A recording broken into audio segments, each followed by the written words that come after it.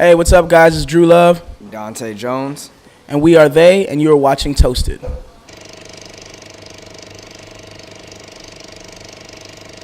Welcome to Amsterdam. And thank you for having us. Thank you for having us, man. Have you guys been here before, actually? Because you've been to Europe before, right? Yeah, Bryson Tiller tour, we were here, and same venue, actually. So now we get to do it on our own. So Sweet, man. So another dream come true, basically. Yeah, exactly. We're like, one day, we're going to do this room ourselves. Here we are. here we are. Hey, but how do you guys pull it off? Because, I mean, it sounds like a dream, right? I mean, you guys have ideas, things sound too good to be true. A year later, shit happens. It's perseverance, honestly. When you speak something into existence, you just keep working towards until you get to that point. I mean, we already had, the kind of little floor, what do you call it, the blueprint for how we wanted to do it. So it's about executing it. Nah, it's just taking everything in stride, man. You know what I'm saying? The lumps and the high places, too. You know what I'm saying? So we're just happy to be here and happy the fans are here to come out and rock with us tonight. Talking about rocking, I'm happy there's finally, again, a hip-hop crew that is rocking, actually. It's been too long. Yeah, man. I mean, well, we both grew up really listening to a lot of rock, especially, from like Nirvana, Oasis, all the way up. I was a big emo fan. He's a fan of like a lot of punk stuff and The Fray and a lot of other rock bands. So, I mean, it's just natural within us. You know what I'm saying? It wasn't something that we had to try to do. It was just kind of like a natural growth for us. So what sort of punk stuff did you listen to? So I listen to a lot of Sum 41, Blink 182, more of the softer pop rock stuff like The Fray, or like I like Panic at the Disco. I like Fall Out Boy. You know what I mean? So I listen to all that type of stuff. Yeah. Of course, and now it's Grandpa talking. Back in the days, I was really into the Beastie Boys' License to Ill, which was like one of the first really well done heavy metal crossover. Of course, it was all the way Rick Rubin probably who did this. Then it was kind of silent for a while. There were, of course, some copycats. And then I was really happy with the Judgment Night soundtrack. I don't know if you guys heard about that. No, well, I haven't heard of that. I mean, I know the Beastie Boys were like really dope with the rock and rap influence. I remember one of my first videos that I saw was a Sabotage video where there were the cops running around the streets and I stuff. was introduced to the Beastie Boys. Intergalactic was the song that introduced me to the Beastie Boys, and I went back and listened to some of the rest of it. But yeah. Did you listen to like the first album, License to Ill, where it was like just Slayer and heavy metal shit? Yeah, no, that's a legendary album. Rick Rubin, obviously he's a beast, so yeah. All your lyrics on Spotify are basically parental advisory, like out there, and to me that's a big plus. Yeah, well, I mean, hey, we grew up listening to rap music, and too, I mean, I think we watch a lot of R-rated movies coming up. I'm a big Quentin Tarantino, Martin Scorsese fan. Sex and fuck a lot, so I'm just gonna say fuck. So I'm gonna say that too. Actually, I saw this small interview on Vivo with you guys introducing yourselves, which said when you moved to LA, you thought you were the hottest cat around until you met him. Yeah, I thought I was. He humbled me down really, really fast. How did you do that? Nah, it's like, first of all, he was walking around inside with his sunglasses on. Everywhere. I was like, all right, he's a newbie. I can smell the freshness on him. Freshness. Yeah, because I've been out there like 4 years at that point, so I was like, all right, I've been through it all. But eventually tried to do it again, sunglasses on. What's up, man, Drew? I was like, I've met you 4 times, bro. I'm not Stop doing this. shake your Stop. hand. Who are you fooling? Yeah. But yeah, no, I mean, it's easy to fall in that trap. You go to LA and everything like that, and it's just everybody talks about LA, and you get invited to go out there. Somebody flies you out there. Of course, I'm like, oh yeah, like I'm that guy. You know what I mean? But I got humbled down really quick. But then I was able to. Luckily, I was humbled down by him as opposed to somebody else because we were able to start to make some of this really different music, and I feel like we're finally cultivating a base of people that really understand and are demanding better music. We're here in the Melkweg, which is a legendary venue. I think any band that came to something probably played here with the Parodies on the back as well. You guys are playing here tonight on your own show. This is probably the best moment to see you guys live. Because, I mean, you're on top of your game in a small room. You can get really close to the fans. I saw the videos of you guys in Cologne and Stockholm, and The shit was mental, man. Nah, we like to have a lot of energy, man. Like you said, the smaller venues, intimate venues are the chance you really get to like touch your fans, literally. Because and we've also been on a couple tours now, so we kind of got our feet wet, and we kind of got in the groove of everything. So it's gonna be a lot of energy tonight, and you know what I mean. We've been excited to come to Amsterdam this whole tour, so now we're finally here. We're gonna let it all go. You guys are looking pretty fit, actually. I mean, you didn't smoke like massive amounts of weed yet, probably. Not yet. Get through the show first, and then enjoy the spoils of the city. You guys are pros. Yeah, business first. Because, I mean, there aren't too many hip-hop crews that you can actually talk to who are still sober when you meet them in Amsterdam. Most of the time, not. I mean, Amsterdam is the place everybody goes to party, so we had to... Also, the way they routed the tour was that we were going to get here on the show day, so I'm starting to think maybe there's like a little bit of intention. Yeah, they probably did that on purpose. Yeah. I was trying to get here 2 days ago, and everybody's like, no, and I was like, I know exactly why, because they know I'm going to go ham if I come here, so...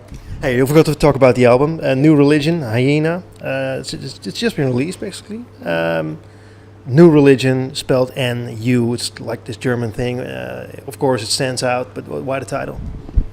So, New Religion is a concept that we came up with, which is basically about being yourself. They say, religion is just a system of beliefs, like a belief system. And we feel that we really want to preach the message of self-belief and believing in yourself and believing in what you're capable of doing. You know what I'm saying? Just from us going from hanging out in the studio in Hollywood to traveling the world and getting to play our songs is, it starts with just a thought, with just, an affirmation. So that's something that we try to express during the shows as well. And so the second part of it, so it's kind of like an anthology. The second part of that is Hyena. I don't know if you want to explain or you want me to. So, like you said, religion is belief in yourself, belief in your true self, not what everybody else thinks you should be. You know what I mean? And the hyena part is basically not a feline or a canine. It's its own subspecies. It's its own thing. So it doesn't fit into any category. It can't be classified. It does its own thing, but it's still respected and still feared within its kingdom. So that's why we picked the name hyena. And hyenas are just tight. So they are. Love the artwork. Who did it? Love the logo. Who did it? Love the merchandise. Where can we get it? So merchandise and all that you can get at unofficialthey.com. That's where all of our merchandise and gear and tour dates and tickets, all that are. All the jackets that you guys are sporting in the videos as well, because that shit is tight. Some of those are exclusive pieces that fans made. But shout out Brando at Mind of a Genius made the logo and all the cover art and everything like that. He's very, very good at what he does. So shout out to him and everything you can buy at unofficialthey.com. And of course, again, this is Grandpa talking. I did an interview with Exhibit long time ago. He had blue bandanas, and I dared to ask him about the Bloods and the Crips. Yeah. You're sporting the red from the Bloods. So, I mean, and this was a very tight subject back then. Is it still something that you guys actually think about? Nah, it's not something I think about. I've never really been involved in that type of stuff. I mean, a lot of the Wolfpack bandana that we have as part of our merch now is all red, and I wear it out my left pocket, and everybody's like, "Why are you?" I'm like, "No, man. There's nothing to do with me." I mean, I understand that that's still out there, and that's still a very real thing, but I'm not really involved in that stuff. So. He was really not thrilled about it at all. He was like, "I'm not talking about that." I mean, that's the difference between like West and East. I didn't necessarily grow up on the West Coast, but Denver has a lot of like ties to Cali. So I grew up with that a little bit, whereas maybe there's not as much like Bloods and Crips in DC. But no, I think that for the most part, a lot of that's really died down, especially in LA. You know what I'm saying? But I think there's still people kind of have their allegiance to like what their family was a part of. But no, I think I've never seen too much of it. What was the biggest high and what was the deepest low so far for you guys? I think the biggest high was when we probably one of the biggest highs was working with Timbaland and getting him flying us out and working with Timbaland. I was like a huge high, huge. And I think, I don't know, biggest low. When he told you guys you sucked. Terrible. You know what, man? I'll say it's tough for me to identify a low because everything that you can kind of look back is like, all right, it wasn't really that low. It was just like a situation. But I'll be honest, like I think that we got to a certain point with the album where it was so different. It was so, there was so much going on that It was like we didn't know if it was gonna work. We didn't know if it was gonna, if it was even gonna be good. And I can remember like, trying to get that last 5% of like 5 different songs all day after day after day was just tough. Yeah. You know what I'm saying? But whenever we finished it, we started shooting the videos and was able to take like a step back and really listen to what we did. Like I was like, okay, we did something really special here. We definitely have. I think his biggest low, personally, was when he got yanked off the stage. Remember the show was Detroit? Oh, when he was reaching out to the fans and they yanked him off the stage. That was pretty low. I don't think anyone will yank you off the stage because you're a black belt in Taekwondo, right? better not yank me off the stage. But we've had our ups and downs and things like that. People, you a brown belt, right? No, I got first degree black belt, but I never got any farther. My brother got a second degree. That was another funny thing that I saw this interview with you guys. Is like you said, well, I'm a black belt, and then you said, well, I can run the 100 meters in like 5 seconds. I was like, well, this is a great combination. If you ever get in trouble, you run like hell and you start a fight. Start the fight, yeah. The little that I remember. I got it when I was like 14 or 15. It might be maybe even younger, so I don't even remember half that shit, but it's all good. Sweet, man. Hey, of course, a lot of tracks on the album, but the plays on Spotify and all the other channels are exploding. I mean, I stopped counting. Working for it, more than 7 million plays. u-rite, 4.5 million plays. Dante's Creek, more than 3 million plays, and it goes on and on and on and on. Well, yeah, I mean, Spotify's always showed us a lot of love. I just think that that's how does it feel to you guys to go out to like 20 million people? That's insane, man. It's tight. Like sometimes we try not to look at that much because you start to look at that, then it starts to get in your head, and you feel like if the next song doesn't have as many plays, or you're always like, how many plays? I try not to. I would look at it all the fucking time. No, I had to learn my lesson early, man. Whenever I had one of my first placements, I went on and I read every review. I was looking at every chart position, how much it was doing. I didn't make a beat for like a week and a half, 2 weeks, sitting in the studio just, what's going on? Like I drove myself crazy. So ever since then, this like 6 years ago, I was like, you know what? When something comes out, I'm just gonna let it be out for a while. Nothing you can do, but you can't control it. How many views it's gonna get? You can't control what out of your control at that point. Make the song, put it out, move on to the next song. Is the album out on vinyl actually? It is coming out on vinyl soon. They're still tackling that task. They're trying to make the vinyl. Yeah, we're trying to make it super tight. Like trying to make the vinyl really cool the way we made the artwork. So yeah. Sweet. Yeah. Will it be a double vinyl? Because I think it's 45 minutes. What's a vinyl?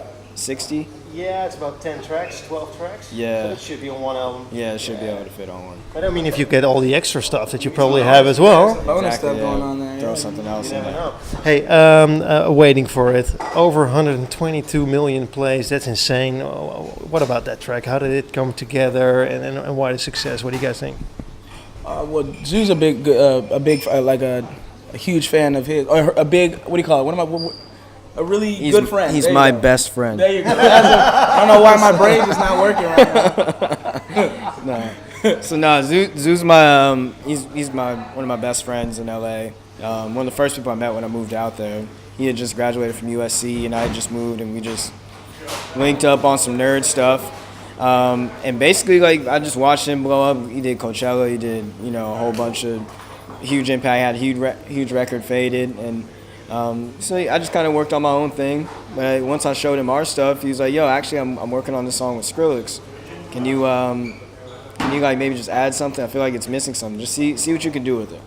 We hopped on and sent it back to him, and like three months later, we got a single with Skrillex and Zoo, and EPs dropping, and it was crazy. So it was dope to have that moment with my friend, because like he's a really good friend of mine. That's so, awesome. Yeah. Everybody's pressuring me to let you guys go because you're probably live on stage soon, or probably having dinner. What holds in your future for you guys? To wrap this up, Amsterdam tonight, the small tour, which is still, there's still tickets available if you're smart enough and if you're fast enough, because I mean, things are running really quickly, right? Yeah, we're continuing the tour. The Europe tour ends at the end of the month, so there's still tickets available for some of the other dates. And then after that, yeah, be quick with it. But after that, we're just making more music, and we're going to continue to try to add some different things to this entire next project. These next songs are going to be way different than the last ones we put out. So we're continuing to try to top ourselves and change things up. So that's what's in the future. Well, we can't wait for more. Thanks so much for your time, guys. Thank you. Thank you, my brother.